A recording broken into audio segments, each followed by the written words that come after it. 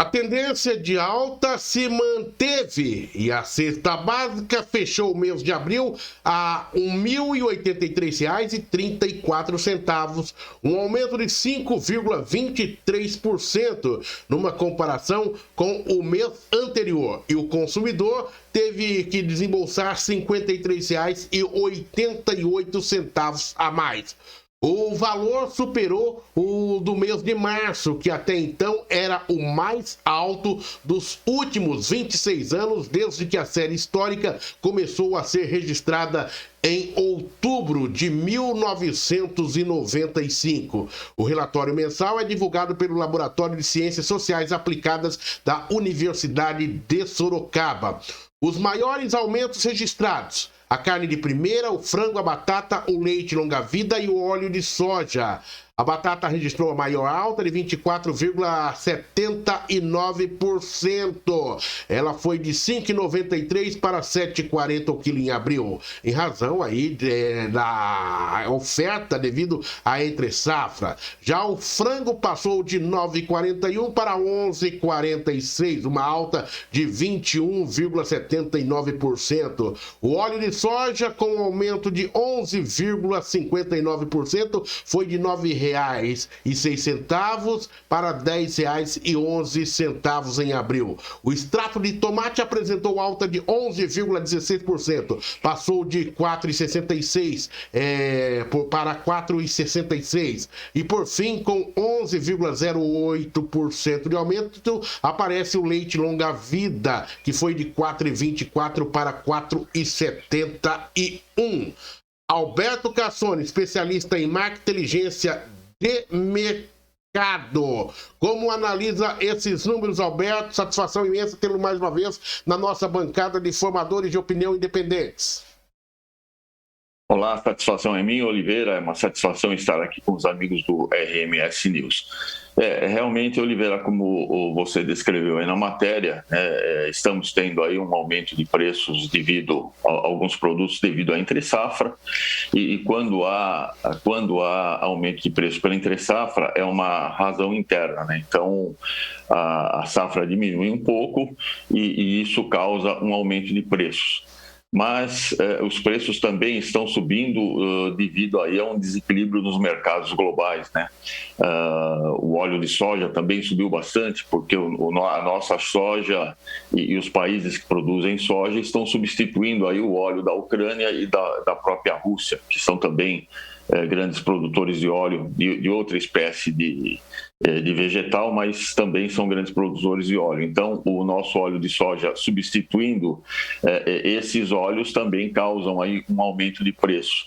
Eu acredito que nós deveremos também esperar aí um aumento de preço no trigo e no pão, porque o leste europeu é um grande produtor de trigo e com os problemas que estão acontecendo lá, isso também deverá gerar aí uma demanda.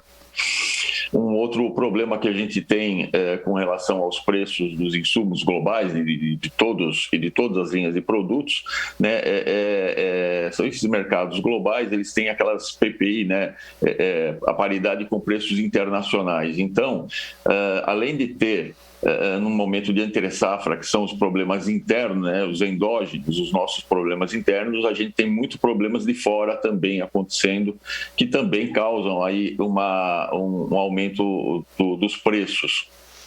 E a verdade, o fato é o seguinte, Oliveira, nós temos que nos preparar, pois existe aí, eu estou vendo uma tendência dessa situação permanecer, né? O mundo está passando por algumas modificações, principalmente nos mercados e nas formas de comercialização entre os países. O Brasil, ainda que grande produtor agrícola, na minha visão, ele teve pouco tempo para se preparar aí para tudo isso que está acontecendo no planeta, mas está se preparando. O Brasil está acelerando aí a questão de infraestrutura, que ficou muito tempo parada, né? Ainda está longe de ter uma infraestrutura que permita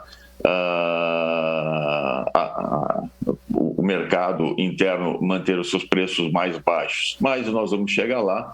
O brasileiro é muito resiliente aprende fácil com as circunstâncias e nós vamos tentar aí, como país, nos manter aí bem equilibrados diante de tanto desequilíbrio que está acontecendo no mundo. Ô, Roberto, eu vou fazer algumas colocações para vocês, que talvez ela entre na área econômica, ela fica na área econômica, lógico, é o nosso comentário hoje aqui, e também na área política. Quando a gente vê esses aumentos desenfreados, aqui nós falamos da cesta básica, aqui nós não falamos do combustível e de outros produtos aí que estão com preços lá em cima. Primeira coisa que eu quero saber de você, o nosso plano, nós que vivemos lá, uma hiperinflação, ali por volta de 85, né?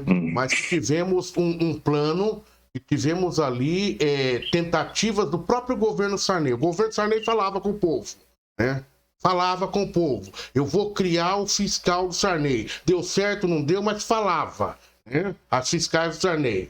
Daí veio o Itamar Franco, e diz: temos um problema, e esse problema que nós temos que resolver. Cria-se o Plano Real. Não vou entrar no mérito disso, quem foi, quem não foi.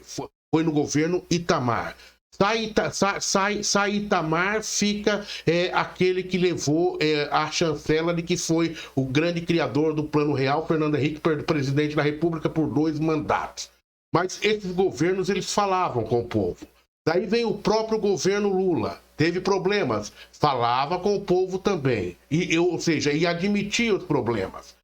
Hoje o que a gente vê é um governo que não admite problemas. Ele sempre, ou seja, ele não tenta apresentar soluções. Ele sempre joga a culpa no outro. A culpa é da guerra, a culpa é da Petrobras. Há 15 dias atrás se trocou o presidente da Petrobras, mas o presidente insiste agora em criticar novamente aquele que ele colocou. Isso daí não vai criar, ou seja, esse distanciamento do governo dessa fala direta com a população, mesmo que não se resolva, mas admitir que existe um problema e que esse problema que a sua equipe econômica está em busca de solução, não cria mais problemas ainda, Roberto Cassoni? Bem, Oliveira, a sua exposição foi muito interessante, né? Antes do Plano Real, nós tivemos aproximadamente 9 planos. Plano Bresser, Plano Funaro, Plano Verão. Eu vivi bem essa época e nós tínhamos que, a cada instante, isso foi um treinamento brasileiro aí, se adaptar a diversas circunstâncias aí. Realmente, eu penso de uma forma um pouco diferente, né? O que está acontecendo? Hoje, eu acredito que o governo federal hoje, ele está mais alinhado com os objetivos da população, com objetivos de Estado e não com objetivos de governo. O Plano Real foi um plano muito feliz, que eu digo sempre assim, nós tínhamos 2 moedas, né? Eu era empresário naquela época, eu já havia saído da instituição financeira que eu trabalhava, eu fui trabalhar numa empresa da família. Nós tínhamos 2 moedas, uma moeda que tinha a remuneração pelo over e pelo open night. Então a gente tinha uma defesa contra a inflação, que era altíssima, como você disse, e o jovem que nos ouve agora, que tem 30 anos, 40 anos, eu acho que fica até difícil de imaginar 50% ao mês de inflação. Mas, enfim, o Plano Real, ele deu uma nivelada, fazendo com que nós tivéssemos a mesma moeda, né? A população junto com o grande detentor de capital. Infelizmente, Oliveira, na minha opinião, a conversa dos governos a nível de Estado se afastaram um pouco da população, porque o Plano Real foi um grande plano, mas assim não teve mais a reforma da Previdência, não teve a reforma tributária, todas as coisas que nós temos que fazer agora meio que a toque de caixa.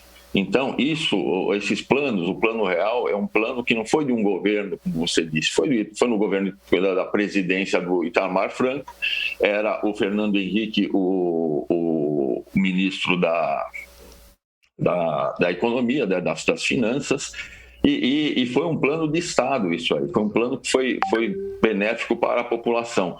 Então eu vejo hoje em dia que uma maior proximidade do governo federal, não importando quem esteja no governo, na questão de ter atitudes de Estado e não atitudes de governo. Então, mas isso é um aprendizado que nós estamos passando. A questão dos preços dos combustíveis. No governo Temer foi criada a PPI, né, a paridade de preços internacionais, que hoje talvez a Petrobras deveria, como empresa privada, como empresa estatal, mas com grande parte do capital também privado, poderia administrar não só seguindo o aumento de preço que está tendo lá fora, mantendo o preço para a realidade nacional. Mas isso é uma questão de aprendizado. Nós temos que estar atentos a tudo que está acontecendo. Mais do que nunca, Oliveira, na nossa casa, na nossa cidade, nunca foi tão importante a gente ter conhecimento aí de economia doméstica, por exemplo. Eu acho que isso vai ser uma matéria para o futuro, claro. Para que a própria população se defenda dos movimentos globais aí financeiros. Alberto Cassone, especialista em marketing e inteligência de mercado. Falamos sobre a tendência de alta que se manteve e a cesta básica que fechou o mês de abril a R$ 1.083, um aumento de 5,23% numa comparação com o mês anterior, e o consumidor teve que desembolsar R$ 53,88% a mais. Repórter RMS News, jornalismo para você conectado na internet.